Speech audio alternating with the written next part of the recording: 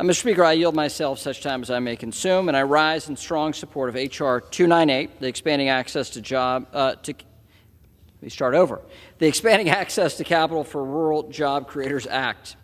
I would like to first thank Congressman Mooney and my colleagues on the other side of the aisle for their work on this issue, last Congress and this Congress.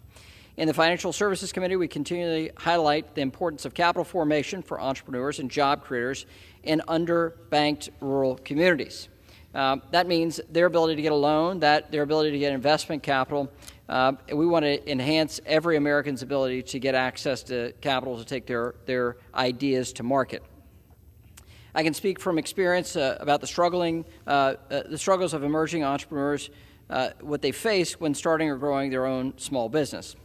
My father started a business in our backyard, mowing grass for other people. He and his buddy both had 5 kids. I'm the youngest of 5 kids. My dad's business partner had 5 kids, so he had plenty of free labor. What they didn't have access to was capital or investment capital. And so his first piece of lending was done because he had a Toro, which was the best lawnmower you could get at the time, a Toro salesperson who so wanted to make the sale that he let him use the equipment until my father and his business partner could get paid from the hospital where they're mowing the grass. And that was the first piece of equipment they got because the sales guy wanted to make the sale. The second piece of equipment they got was a truck to put that lawnmower in the back of that they got using a master charge, which is now MasterCard. They used a credit card to buy a truck, and they put a rope around this very expensive riding lawnmower in the back of this beat-up pickup truck.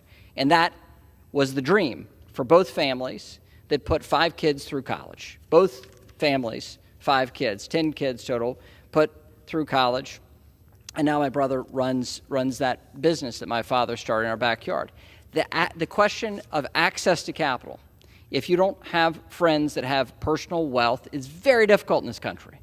And it's in rural communities, it's in urban communities. We have areas of this country that are underbanked and resource-starved. It doesn't mean that they have less good ideas because of where they're born. They don't. that is not connected with this. They are starved for capital. What we need to do in a bipartisan way, and what we have had conversations with in a bipartisan way on our committee, is how to fix that problem. And we're trying, because we have communities across this country that are being left behind, and that's completely unacceptable. So this is a bipartisan bill that tries to get at that and help small businesses that are vulnerable in rural communities. Research shows that after the last financial crisis, small businesses and startups were less likely to form in rural areas than in urban areas. Now, these same small businesses are facing record inflation and supply chain disruptions. In recent years, the SEC's, the Securities and Exchange Commission's Small Business Advocate found that rural businesses that seek investor capital are raising higher amounts. However, rural businesses are still raising less capital than their urban counterparts relative to the size of the effective population. But even the urban numbers misrepresent what is happening in urban areas in this country. Because just because a big business is headquartered in an urban area doesn't mean they're serving the urban area or that they're employing in that urban area. So we've got huge challenges. In rural areas, which this bill deals with, every small business and entrepreneur counts, and they are the lifeblood of the local economy, and their success is critical to the success of their community. This bill is just one example of how Congress can help solve one of the issues that rural small businesses face: access to capital.